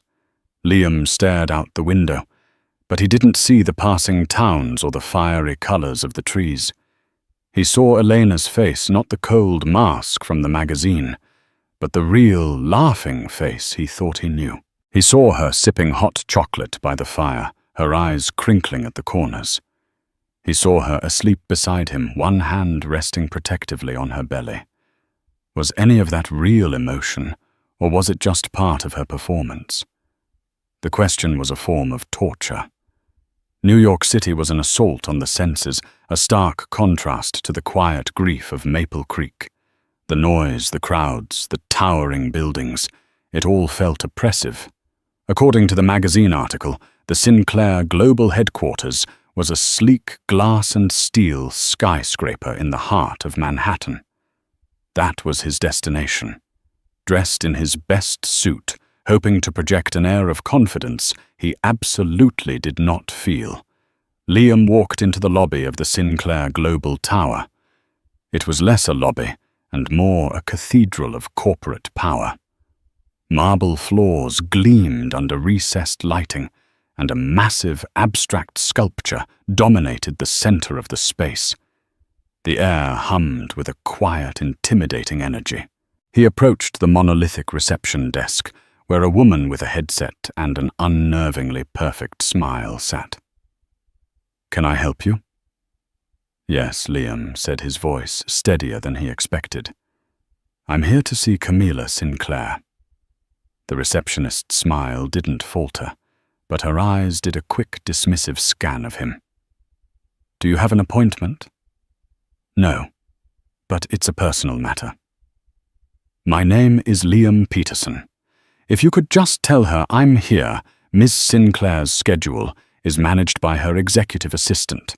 She does not take unscheduled meetings. If you'd like to submit a request—" She pointed towards a tablet on the desk. Liam knew it was a dead end, a corporate black hole designed to make people like him disappear. "Look," he said, leaning in slightly, his voice dropping. "I understand. But this is extremely important. It's urgent. I am her husband." The word hung in the air between them. The receptionist's professional veneer finally cracked. A flicker of surprise, maybe even pity, crossed her face. She typed something into her computer, her brow furrowed. After a moment, she looked up, her expression once again cool and impassive. "Ms. Sinclair has no husband on record," she stated flatly. "Security. We have a situation at the front desk." Before Liam could even process the words, two burly men in sharp suits materialized at his elbows. They were polite, but immovable. "Sir, you're going to have to come with us," one of them said, his voice a low rumble. They escorted him not out the front door, but to a small windowless office off the lobby. A man was waiting for them, older and impeccably dressed, with silver hair and the weary eyes of someone who solved problems for the very rich. He introduced himself as Arthur Vance, head of security for Sinclair Global. Mr. Peterson Vance began, his tone calm and dismissive. I understand you're making some claims. I'm not making claims. Liam shot back, his frustration boiling over. I am Camilla Sinclair's husband. We live in Maple Creek. She is 7 months pregnant with my child. Vance didn't even blink. He slid a folder across the polished table towards Liam. I think you'll find you are mistaken. Liam opened the folder. Inside was a single document, a copy of an annulment decree filed in the state of New York and dated 3 days ago. It cited fraud and misrepresentation as the grounds. His marriage to Elena Miller, no to Camilla Sinclair, had been legally erased. Signed at the bottom was a signature he knew as well as his own, Camilla Sinclair. He stared at the document, the black and white letters blurring into a meaningless grey. She hadn't just left him. She had obliterated their entire life together. She had wiped him from her history as easily as deleting a file. This is insane, he whispered.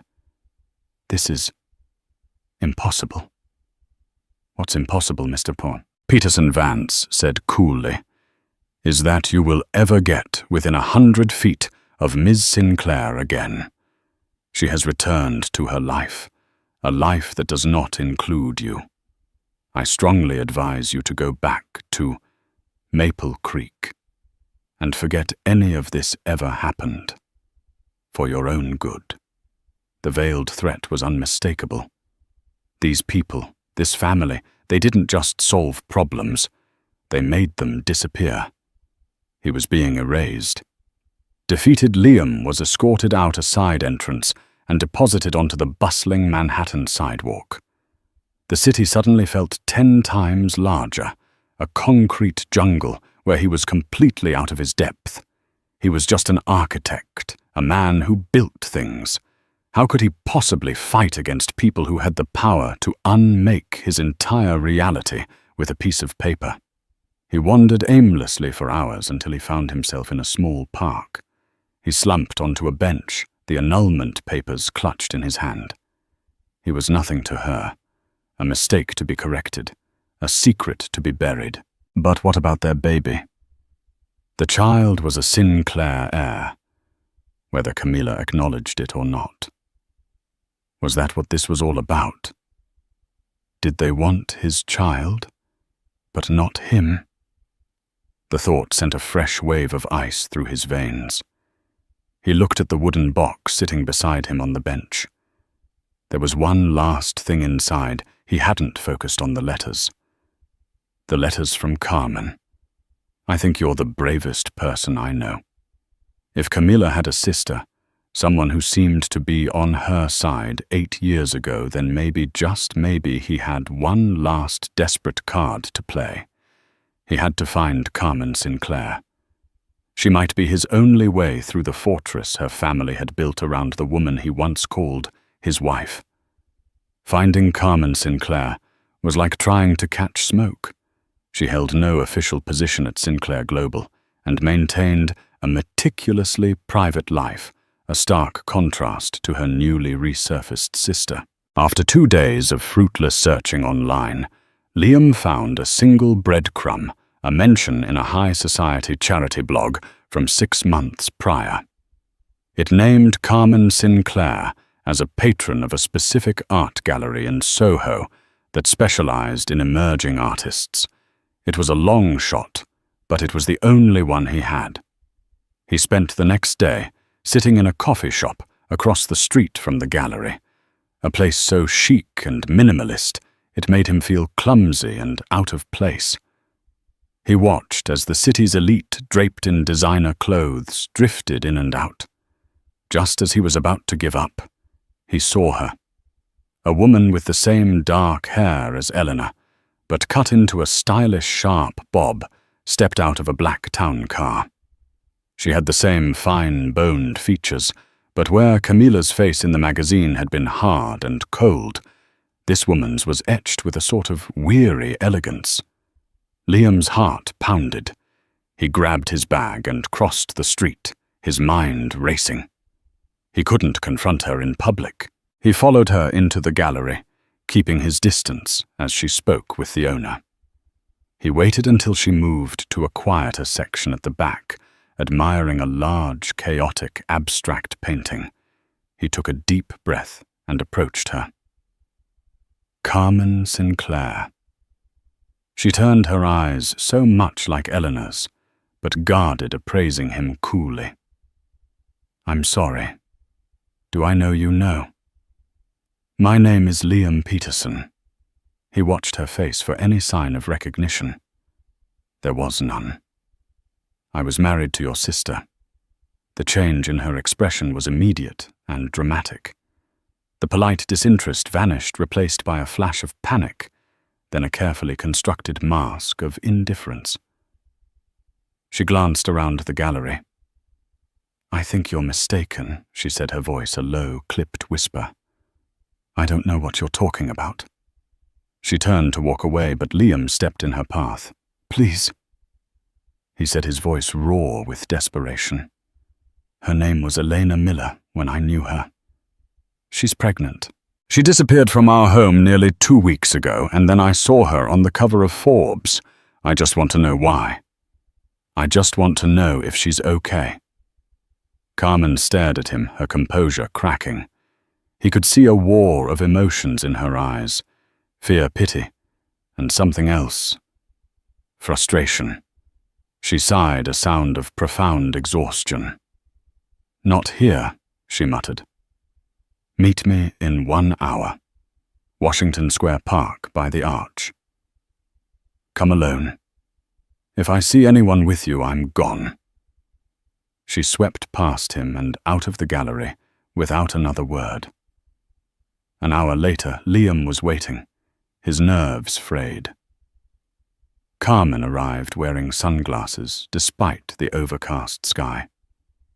She led him to a secluded bench away from the main crowds. You're either incredibly brave or incredibly stupid to come to New York, she began, not looking at him. You need to go home, Mr. Peterson. Forget you ever knew her. Her name is Eleanor Liam, insisted. And I can't. She's carrying my child. Carmen finally turned to face him, and the pain in her eyes was genuine. You think she had a choice? You think she just decided she preferred a corner office to your quiet little life in... What did the report say? Maple Creek? The report, Liam asked, confused. My father has files on everyone, she said bitterly. He's known about you for months. He was just waiting for the right time to make his move. Liam felt a chill that had nothing to do with the autumn air. What move? What are you talking about? This was it. The twist. The reason that went beyond a simple, selfish choice. Carmen took a deep, shuddering breath and began to unravel the story, her voice low and urgent. Elena ran away 8 years ago because our father, Alistair, is a monster. Not in a dramatic movie villain way. In a quiet, soul-destroying way. He controls everything and everyone. He tried to force her into a marriage with the son of a business rival to secure a merger. She refused. So she ran. She created Elena Miller, and for the first time in her life she was happy. Genuinely happy. She told me all about you in secret emails. You were her entire world. Then why Liam's voice was barely a whisper. Why would she leave? Because he found her. Carmen said, her voice cracking. About 3 months ago, one of his private investigators finally tracked her down. But Alistair didn't storm in and drag her back. He's more clever than that. He waited. He learned she was pregnant. And that's when he saw his opportunity. She paused, looking at Liam, as if to gauge if he could handle what was coming next. The baby changed everything. To him, that baby isn't a grandchild. It's a Sinclair. It's the next heir to the empire. He couldn't have a Sinclair heir, raised outside the family, in obscurity with a nobody. She said the word without malice, simply stating a fact as her father would see it. His health really is failing, she continued.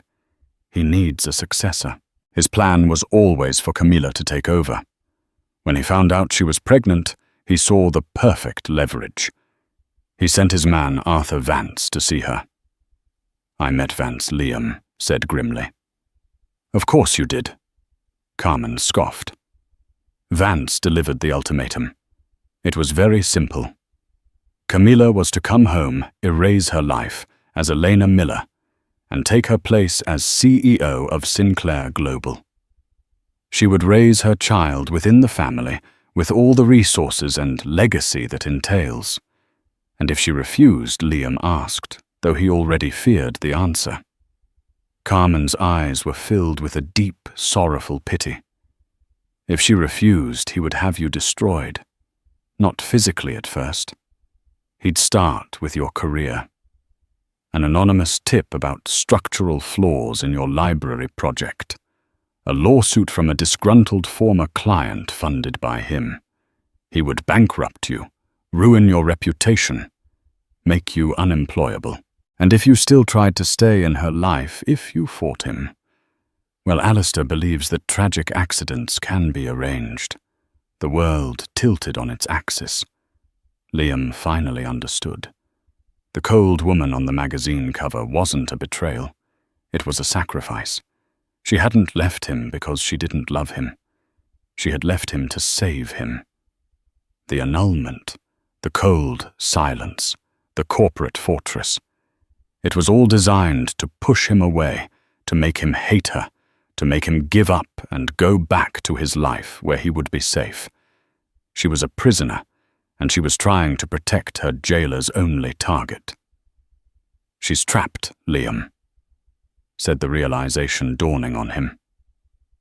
Completely, Carmen confirmed. She's under 24/7 surveillance. Her every move is monitored. She's living in the family penthouse, a beautiful prison.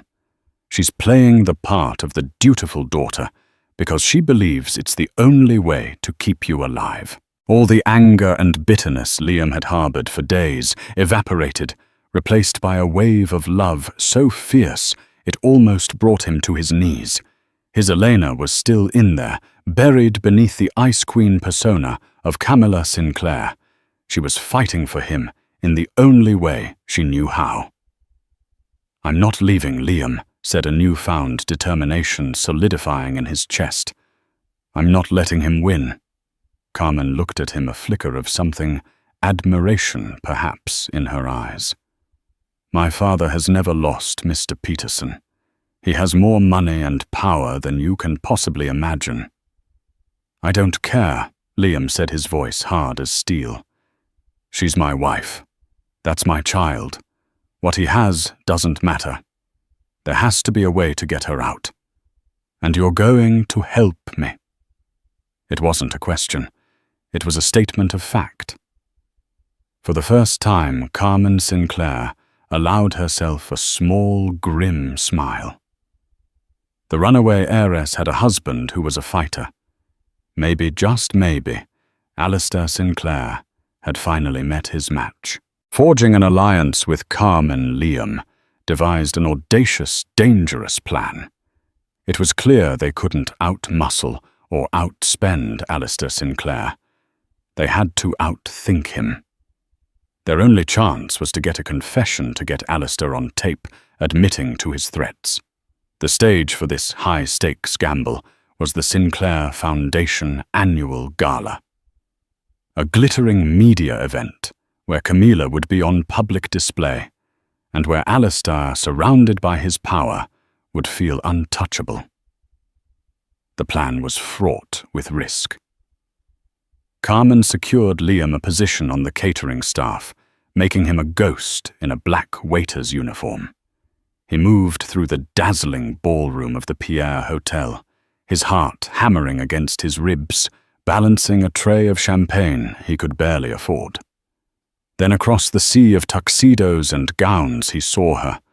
Standing beside her father, Camilla was a vision in an emerald gown that accentuated her pregnancy. She looked regal, beautiful, and utterly captive. For a fraction of a second, their eyes met. He saw a flicker of shock, of pure terror, before she tore her gaze away, her mask of cold composure snapping back into place. But he knew she had seen him. The trap was set. Playing her part, a flustered Carmen approached her father. "Father, we have a problem," she whispered urgently. "That man, Camilla's husband, he's here. I saw him with the staff. He's threatening to go to the press tonight." Alistair's face, a placid mask of philanthropy moments before, darkened into a thundercloud of fury. His eyes scanned the room with predatory intensity. He had been assured the architect was a problem that had been solved. "Vance," he hissed to his head of security. "Find the man. Quietly. Bring him to my private study. Come upstairs. I will deal with this insect myself." Moments later, Liam felt a firm hand on his arm. He was escorted through service hallways and up a private elevator to a lavish suite. The study was a fortress of wealth and power, lined with dark wood and the smell of old money. Alistair Sinclair stood by the window, a small man radiating an immense and chilling aura of authority. Camilla was near the fireplace, pale and trembling. So Alistair began turning his cold eyes on Liam. "You're the architect, the little man who thought he could steal my daughter." "I didn't steal anyone," Liam said, his voice miraculously steady as he discreetly activated the digital recorder in his pocket. "We fell in love. We built a life you threatened to destroy." Alistair let out a dry, contemptuous laugh. "Love. You build buildings, Mr. Peterson. I build empires. My daughter has a duty. My grandchild has a destiny. You are a footnote, an obstacle that is being removed. By threatening my life, by holding my wife and child hostage to your ambition." Liam pressed his gaze, locked on Camilla's, willing her to see his resolve. "I did what was necessary to protect the legacy of this family." Alistair stated his arrogance, making him careless. Camilla understood. She made the sensible choice. She chose her child's future over a fleeting romance. "Tell him, Camilla." All eyes turned to her. This was the moment on which everything hinged. Camilla looked from her father's demanding glare to Liam's hopeful face. The practiced mask crumbled, revealing the terrified but determined woman beneath. Her voice, though trembling, was clear and strong. "He's right, Liam. I made my choice." She took a step towards him, her eyes shimmering with unshed tears. "I choose you, and I choose our daughter. I'm done being afraid of him." She turned to face her father, her chin high. "It's over, father. You've lost." Alistair's face contorted with a rage that was terrifying to behold. "You foolish girl. You would throw away everything for this nothing. I will ruin him." "No," said a new voice from the doorway. Carmen stood there, her phone held up its camera lens, shining like a beacon of rebellion. "She won't." Alistair froze, his eyes darting between his two defiant daughters, the architect he had so thoroughly underestimated, and the two recording devices that sealed his defeat. He was trapped. The master manipulator had been cornered by a love he could never comprehend, and a loyalty he had never earned. The air in the opulent study was thick with the silence of a fallen king. Alistair Sinclair stood defeated, his power rendered useless by a simple audio file and the courage of the people he had tried to break. "We are leaving," Liam announced, his voice ringing with authority. He looked directly at the stunned head of security, Arthur Vance. "My wife, her sister, and me. You will not stop us.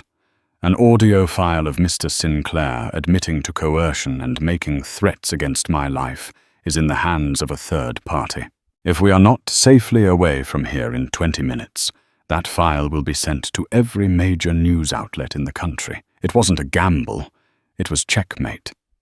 Vance gave a curt, almost imperceptible nod. His job was damage control, and this was the only way. They walked out of the room, leaving Alistair alone with the ruins of his control. The long journey through the hotel's service corridors was a silent, tense march toward freedom. When they finally emerged from a side door into the cool Manhattan night, Camilla took a deep, shuddering breath and collapsed into Liam's arms. They were out. Mark's unassuming rental car was their chariot of freedom, whisking them away from the city of glass towers and gilded cages. The journey back to Maple Creek was a blur of quiet relief. Camilla slept against Liam's shoulder, a profound exhaustion finally claiming her. They never released the recording.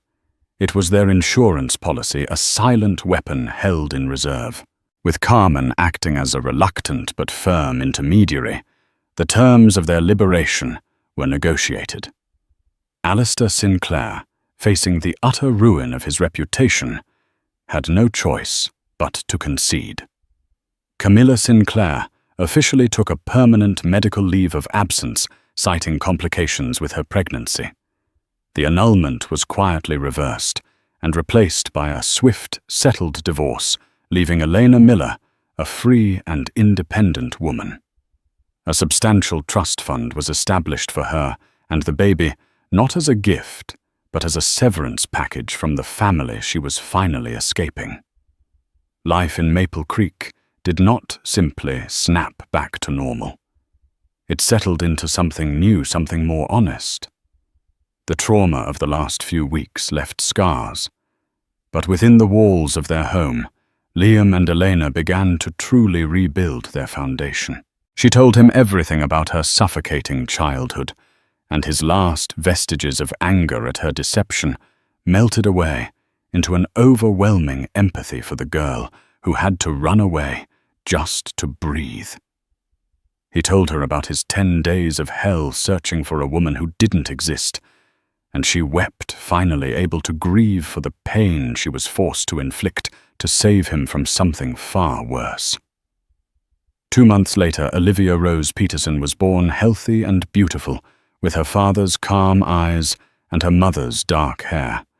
As Liam held his daughter looking at Elena, who was glowing with a genuine, unforced happiness, he knew their life would never be simple. The name Sinclair would always be a ghost in their past. But it was just a story now, not a threat. Their own story. The one they were writing together was about a family in a small house with walls painted a warm, hopeful daffodil yellow, a foundation that had been tested, shattered, and then rebuilt stronger and more true than ever before. The story of Liam and Elena is a harrowing reminder that sometimes the people we love most hold secrets we can barely imagine. It's a journey that started with a perfect morning and descended into a nightmare of corporate power and devastating betrayal. But ultimately, it's a story about the incredible resilience of love.